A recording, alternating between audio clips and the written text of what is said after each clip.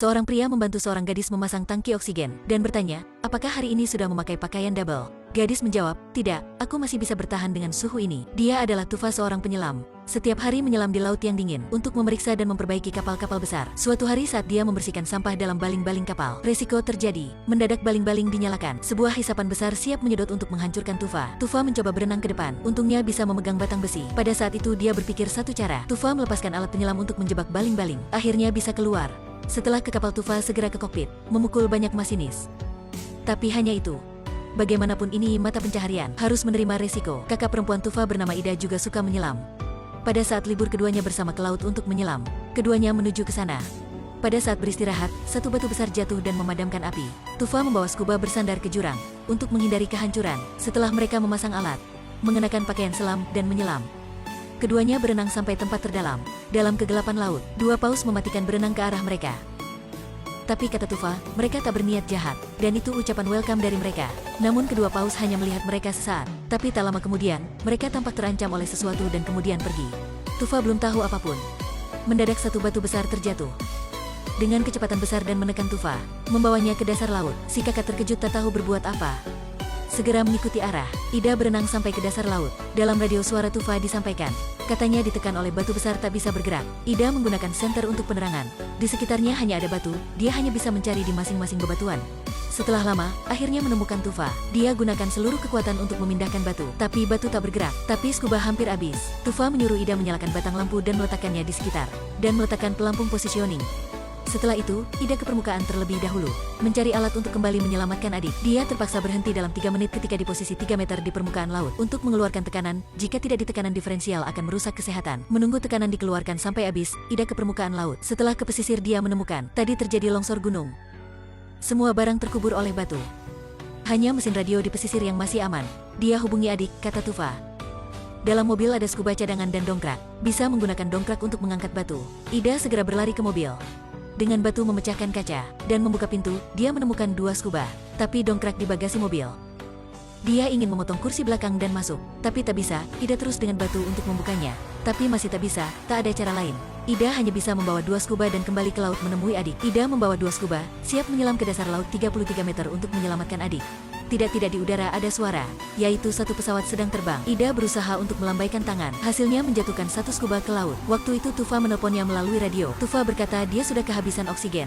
Saat terburu-buru, Ida membawa 1 scuba ke bawah terlebih dulu. Saat dia sampai ke dasar laut, Tufa sudah lepaskan topeng, wajahnya menjadi pucat karena menahan nafas. Ida segera memberikan adik pipa oksigen. Tufa bernafas panjang kemudian perlahan bangkit. Ida berkata pada Tufa bahwa dia harus mencari scuba lain.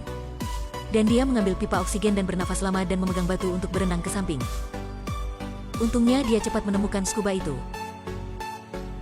Setelah mengambil scuba, Ida bersiap untuk kembali. Tapi Ida menyadari dia tersesat.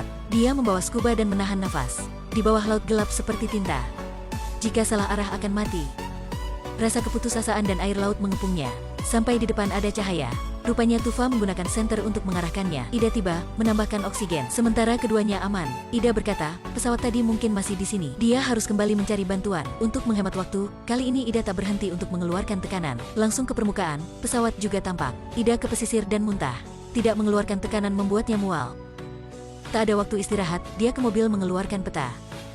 Mencari rumah orang terdekat. Dia ikuti peta dan menemukan satu rumah. Mengetuk pintu tapi tak ada orang. Dia hanya memecahkan jendela dan masuk. Tapi tak terduga dalam rumah ada anjing. Anjing itu menerkamnya dan menggigitnya.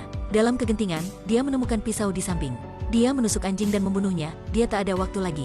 Ida segera ke komputer, ingin menghubungi orang luar minta bantuan tapi tak ada internet. Dia meninggalkan pesan minta bantuan, dan mencari di sekitar. Akhirnya dia menemukan satu alat tuas. Dia pegang tuas kembali ke bagasi mobil untuk membuka. Dia senang akhirnya bisa mendongkrak mobil untuk menyelamatkan adik. Tapi dalam bagasi mobil ditemukan hanya ada botol gas. Tak ada dongkrak, Tufa lupa. Saat itu Ida sebenarnya putus asa bahwa adiknya sedang ditekan di bawah laut, kehidupannya tak lama lagi. Tapi jika menyerah, tak mungkin. Ida ingin mencoba lagi. Dia melepaskan papan di jalan, dan membawa tongkat kayu, dan 2 scuba terakhir ke tepian, menggunakan gas untuk menjahit pakaian selam yang sobek. Bersiap ke dasar laut tapi 1 scuba terjatuh ke batu. Scuba terjatuh di batu, Ida mengambilnya. Membawa pakaian ke dasar laut. Dia kembali ke tempat adiknya, pakai tongkat kayu untuk menaikkan batu itu. Tufa juga berusaha bergerak, tapi batu tak bergerak, oksigen Ida hampir habis. Dia siap mengganti scuba, tapi menemukan katup scuba yang tadi sudah rusak.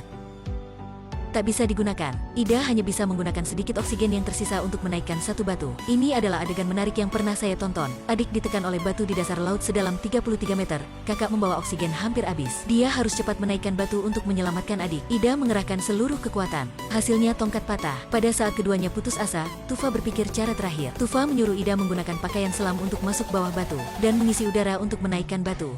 Tapi pakaian selam banyak busa. Ida tak bisa memasukkannya. Dia sudah berusaha tapi akhirnya tak bisa menyelamatkan adik. Dia berenang ke tempat adik, sangat sedih. Oksigen Ida sudah habis. Tufa melepaskan oksigen memberikannya pada kakak. Tufa menutup mata bersiap mati karena nafas tersumbat. Tiba-tiba Ida tarik dan mengembalikan oksigennya. Dan berenang ke atas. Dia ke permukaan. 2 kali tidak berhenti untuk mengeluarkan tekanan. Ida terluka parah. Hidungnya terus-menerus berdarah, dia berbaring di tanah. Tiba-tiba dia melihat gas dingin. Ida berpikir sesuatu.